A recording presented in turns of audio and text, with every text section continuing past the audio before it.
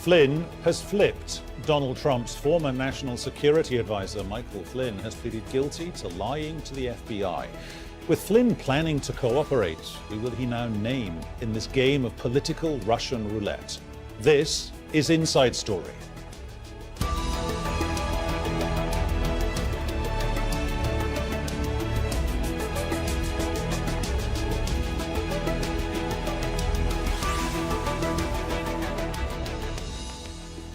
Hello and welcome to the program. I'm Peter Dobby. Now, the President of the United States has been dragged into the investigation looking for answers about suspected Russian meddling in last year's US election.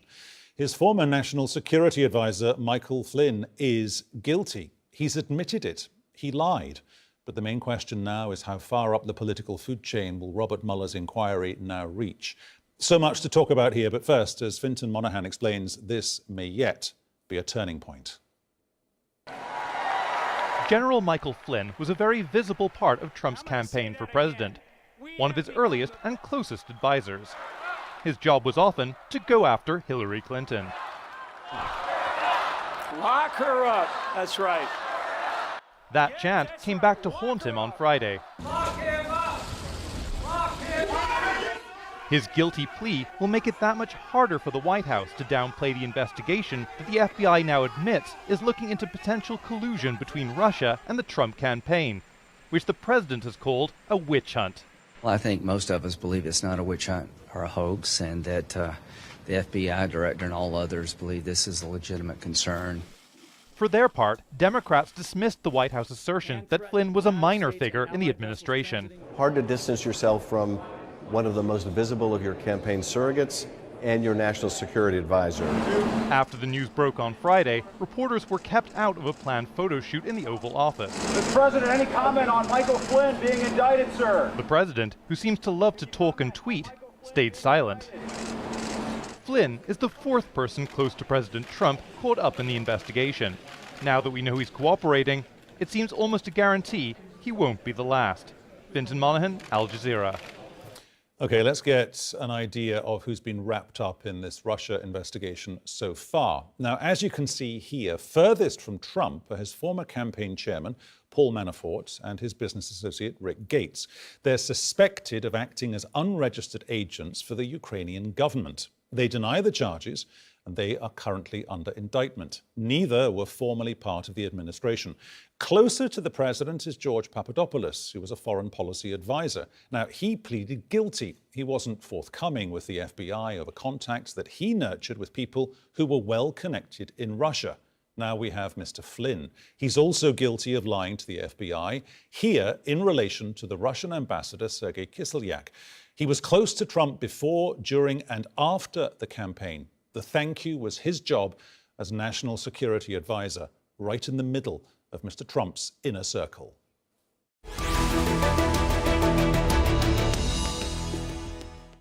Okay, there we are. Let's get going. Let's bring in our guests. They're all joining us from Washington today. They are Thomas Pickering, formerly the US ambassador to Russia and a distinguished fellow at the Brookings Institution. Bruce Fein, a constitutional and international lawyer and formerly a US Associate Deputy Attorney General. We're also joined by Joel Rubin, president of the Washington Strategy Group and a former Deputy Assistant Secretary of State. Welcome to you all. Can I ask you all basically the same question? Thomas Pickering first. Let's just all put our cards on the table here. In your mind, are we talking about a conversation, collusion, or something criminal? Let me say just at the beginning, all the anti-Trumpers hope that we're talking about something that is really, I think, seminal here. And they've adduced a number of reasons for that, including the questions that are unknown. Why, in fact, was this material protected so much? Why have they hung on for so long and denying it? Why are the Trump forces making it as clear as they possibly can that this is an isolated instance, a one-time event? I think it's beyond that, clearly. And here, I put a lot of faith in the way Mueller is operating. Bruce will give you, I think, a much more clear insider view of the way, in fact, these legal questions work. But we all have been inundated in the last 8 to 10 hours by the information in terms of how significant this is, how much of a hold Mueller has over Flynn, and hopefully for everybody, how much Flynn will be singing at the right time before the right sort of people to move this ahead. The second question is really the arrow pointed at Kushner and his role in it. And in many ways, that's the lead into the president, and all those who would hope that the president would be gone soon see that as sort of the bright spot on the horizon. Beyond that, there are a lot of unknowns, and I'm not going to speculate on those. Understood. Bruce Fine, why do you think they hung on so long, to quote Thomas Pickering there? I think they'll be hanging on as long as they can, just like Richard Nixon did when he was under assault, because if they were to have a complete sunshine, it'd probably result in more criminal convictions than we can anticipate today. Remember, if you have nothing to hide, government in the sunshine is what gives confidence to the American people and the Congress that there's nothing askew. And they have done the opposite as being a government in the sunshine. And remember, we have not only the situation with the plea here, but it comes on the heels of Mr. Trump's effort to get then FBI Director Mr. Comey to back away from investigating Mr. Flynn at all. And we have Mr. Trump also approaching the Congressional Oversight Committee and saying, can't you bring this to an end early? Well, what's there to be worried about if there's no collusion? There's nothing to be embarrassed about if you're trying to shut down all these investigations to suggest you have something to hide. Now, I would want to add and strengthen what Thomas said about the arrow being pointed at the president. You notice that the plea was made to a violation of the law that makes it a crime to lie to the FBI, even if you're not under oath. Well, it's inconceivable to me that at some point in the investigation, Mr. Mueller is not going to ask to inquire of Mr. Trump what he knew and when did he know it. There have been instances in the past where presidents have been asked questions in criminal investigations, and it doesn't even need to be under oath.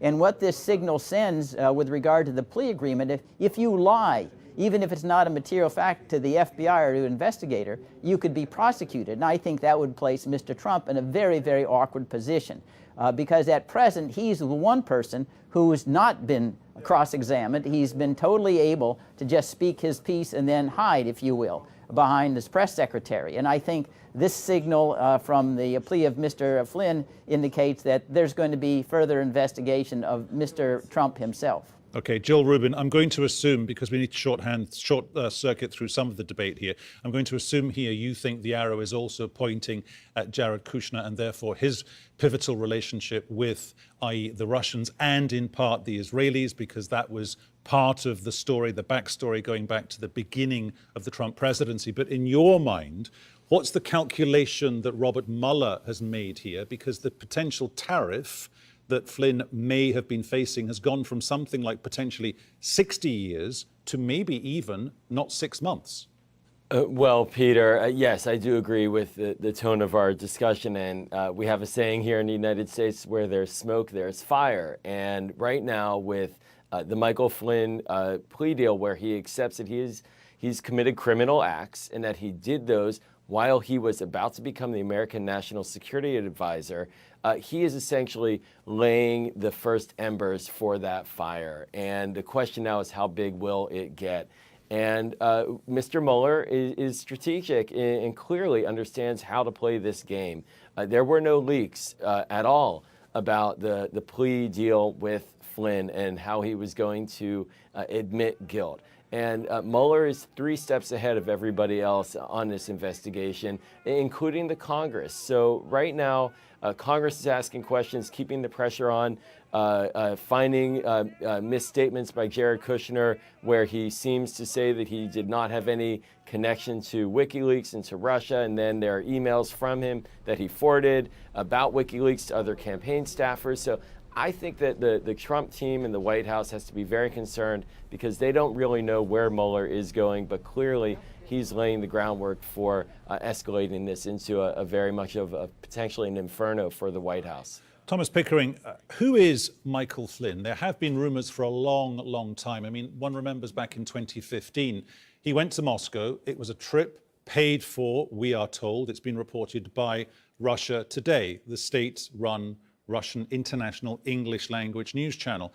I mean, that 2015 is not within the scope of what Mr. Mueller is investigating. But why is it Michael Flynn never thought to himself, this is wrong? Peter, let me just say one thing at the beginning. because the smoke is fire point that Joel made, I think, is important. There's another saying around Washington that people always make the mistake of lying about some particular action in government. And it's the lying that gets them. It's the lying that always catches you up. It's the lying that's truly stupid. Flynn is a former U.S. military officer. I knew him first, and the only time I met him was in Kabul when he was working for David Petraeus as his intelligence chief. And he was an excellent briefer and right on the point. He later then morphed into the head of the Defense Intelligence Agency, where he ran afoul of the Obama administration, mainly because of quite wild views on Middle East problems, which they were not prepared to accept, and he was fired. He then went into some kinds of private business enterprises, attached himself to the Trump campaign, got engaged, as you said, with RT in Moscow, sat next to President Putin, accepted some money from the Turks, maybe from some other people, failed to put that down on his disclosure forms for his clearance, lied to the FBI, otherwise a perfectly splendid person. Okay, let's throw that point to Bruce Fein. I mean, just picking up on that idea that he was a bit wild. When he was in Afghanistan, when he was in the Middle East, his PR people that were army PR people, one remembers as well the reports saying that they had a problem with him because he was a bit of a wild card, and he would fold ideas into the speeches or the briefings that he was given that his PR people didn't like. But the conversation that he had with Kislyak, speculate for us, Bruce Fein. What was the conversation that he had? What did he want to get out of it? And at what point did he tip into illegality? I think, as you indicated at the outset, and he's testified to, he was not acting as a lone ranger here.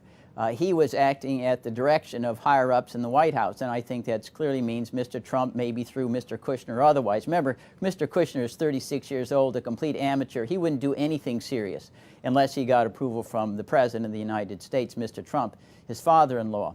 And Mr. Flynn was trying to exhort the Russians to display some kind of, I would say, amicability in declining to retaliate against Mr. Obama's expulsion of several Russian, probably spies, and shutting down some of their campuses here, to show that Trump had some particular relationship to Mr. Putin that was helpful to the United States and showed that he really wasn't, a foreign policy amateur. He knew the art of the deal. So he had raised the issue with, well, can you hold off on retaliating against what Obama has done to some of your diplomats? And then he also was lobbying for the Russians here at the Security Council to veto a resolution that had been introduced by the Egyptians that was hostile to Israel because the Obama administration was going to, I think, abstain. So those are the things that he lied about when he was asked by the FBI whether that was the content of the conversations he had with the Russian ambassador. He said, no, I didn't discuss any sanctions whatsoever, and he discussed nothing with regard to the Security Council resolutions. And I think Thomas is actually right on when he says that it's not only the lying, it's the obstruction of justice, it's the cover-up that regularly has proven the downfall of presidents, even though they weren't implicated in the chief crime. That was true with regard to Nixon and to some extent with Clinton as well, when they're trying to conceal facts. And that's an easier case to prove than oftentimes the original crime. So it's but the cover-up, here we have not the crime a clear itself, example. per se. That's what we're saying, yes? That is correct. Okay. One more point to Joel Rubin. Joel, is Mueller here being ferociously clever? Because he's kind of legally nibbling away at the edges. Manafort, Gates, Papadopoulos. I mean, May the 4th, 2016, the Russian Ministry of Foreign Affairs has an email exchange with Papadopoulos. Papadopoulos responds to that positively. The Russians respond to that positively. And then Papadopoulos in an email, and this is established fact, this is not anything illegal that I'm saying sitting here in Doha. Papadopoulos then says, oh, I've got to refer that to a biggie. That biggie is Jared Kushner, yes or no? Well, I think what Mueller is doing is he's building the ground for a case, and he's, in a sense, we see this in cases going after mob bosses, where they'll go after the underlings first before they go to the top and get the kingpin. And what we're watching here is exposure of family members as well, which is unique. And it's important to mention that with Michael Flynn, his son, who's very much culpable in much of these efforts, was excluded from the charges yesterday. His son was promoting here in Washington what we called Pizzagate back at the end of last year after the election, during this tumultuous transition period of conspiracy theories about Hillary Clinton and creating a foment, a violent atmosphere where someone from North Carolina in the United States drove up to Washington, D.C. with a gun and shot up a pizza parlor that was targeted by these conspiracy theories. So there's a lot going on here behind the scenes. Clearly, Flynn has protected his son, and clearly Mueller is putting pressure on every base connection to the kingpin. Not wishing to put words into anyone's mouth during our debate, another but important point, Peter. Peter? Yes, carry on, Peter, Thomas. There's another yes. important point on the way Mueller is operating very quickly. There was a wonderful sucker punch. He produced Manafort. The president got on the tube right away and said, that's it, nothing more. There's nothing else involved here, and there's no real stuff. And then an hour later, Papadopoulos comes forward as a new cooperator. Now he's got Flynn as a cooperator, and the White House is saying it all ends. This is it. Flynn is the man. He's the one who made all the mistakes. There's nothing there. And we now see clearly the arrow already pointing to Kushner. And so look, I think, particularly at Kushner as the next sucker punch particular question that I think Mueller will pull as he moves up. And Joel's entirely right. You start low and you work your way up, and each one looks better than the other, and each one knows more than the other. And that's how, in fact, you get to the top. Okay, this central investigation is about the Russian influence or not of your recent election. The list of people who may have been influenced and influencing is huge. I had to write it down. It's Paul Manafort, Michael Flynn, Carter Page, Jeff Sessions, Jared Kushner, Donald Jr., Rex Tillerson, Wilbur Ross, and Roger Stone. And those are just the guys. You're sitting there smiling, Joel, but those are just the guys whose names have percolated into the international news arena. If there was influence, brackets allegedly, what was Putin trying to achieve? Because of the statements that had been made by Mr. Trump during the campaign, which were friendlier towards Russia than certainly Hillary Clinton, who was viewed as the prime enemy by Mr. Putin, and he had accused her of interfering with Russian elections herself, that they were hoping at least to get a more favorable vote out for Mr. Trump. That seems quite clear. And even if that wasn't true, I think a secondary objective was through the media here in the United States or some kind of collusion to create a situation of chaos or conflict internally in the United States. Just like the United States intelligence agencies, where we have enemy states, we tried to foment domestic controversy and acrimony themselves. So those were the two angles, I think, that Putin had. Probably the most important one was to see if he could get Mr. Trump in the White House as opposed to Hillary Clinton, because Trump would be viewed as far more open to Russian initiatives and their concerns with regard to NATO expansion and otherwise. Joel, I noticed today on Twitter that the Twitter Peter, bots, because piece. one follows them, Peter, the Twitter bots. Peter, Just to hold that thought for a second for us, please, Thomas Pickering. I just want to put this point Sure. to Joel Rubin. The Twitter bots today have gone very quiet, on top of which people are speculating, well, maybe the Twitter bots, i.e. the Trump administration, has been cut loose by Moscow. Do you think, and we are going into the area of speculation here, do you think Trump himself, the Yes. man, today, right now, has been utterly blindsided by all this? Well, the Twitter bots, I'm glad that you mentioned it. The Twitter bots would always seem to surge whenever Trump had a dip in the polls. And I think that as the analytics are investigated by the Mueller team about the timing of the Twitter bots and their invasion into our elections, and the Senate Intelligence Committee as well is going to be investigating in these areas, we'll find that there was a linkage there. It's quite possible they're cutting him loose. You know, I think to add to what Bruce said, the Russians wanted to get out and still want to get out from under American sanctions that have been placed on them as a result of their invasion of Ukraine, as well as from the Magnitsky Act, which focused on human rights violations. So the Russians had a very clear goal: put someone in power who will relieve us from this economic pressure. There are other angles to play as well, but in that first meeting, as it's reported, between Donald Trump Jr. and Jared Kushner and the Russian intermediary lawyer, that was the discussion. It was about Magnitsky and about sanctions. So the domestic havoc that this has created in our elections and in our democratic process, the specter of removing sanctions, these are very clear Russian benefits. Now, interestingly, I'll finish with this. It's that the Republican Congress imposed more stringent sanctions on Russia not long ago as a result of its election meddling. And they essentially forced the hand of the Trump administration to impose those, yet the Trump administration has slow-walked them nonetheless. So it's not like Trump has a lot of room to maneuver anyways in relieving sanctions from Russia here in Washington. Thomas Pickering, what do you think Mr. Trump's future might be? I mean, impeachment itself is a political process. It's not a legal process that could be applied to any civilian like you or I. So it won't be a legal process. Will it be impeachment or resignation? Because it occurs to me that he's not surrounded by people who give him the advice that he needs to hear. He's surrounded himself with people who give him the advice that he wants to hear. And if he does have political friends, he throws them under a bus anyway.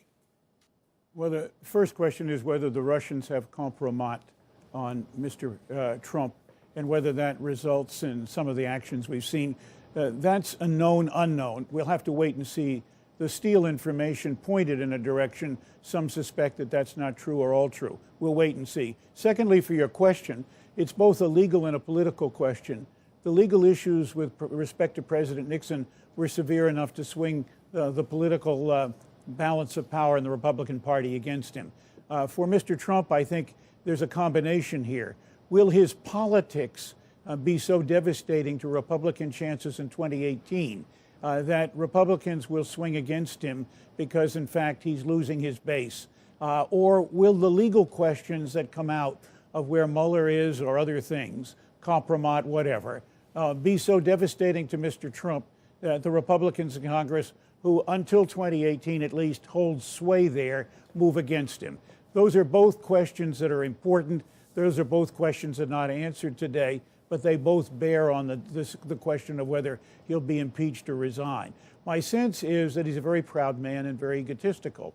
And in some ways, as a result, moving him to resignation would be something that he would have to choose in lieu of fighting an impeachment. And I can't give you a judgment on that. I don't know him personally. We'll have to wait and see. But many have said he will never resign, and some have said in the pinch, in the end, he will. It's a kind of 50-50 question now.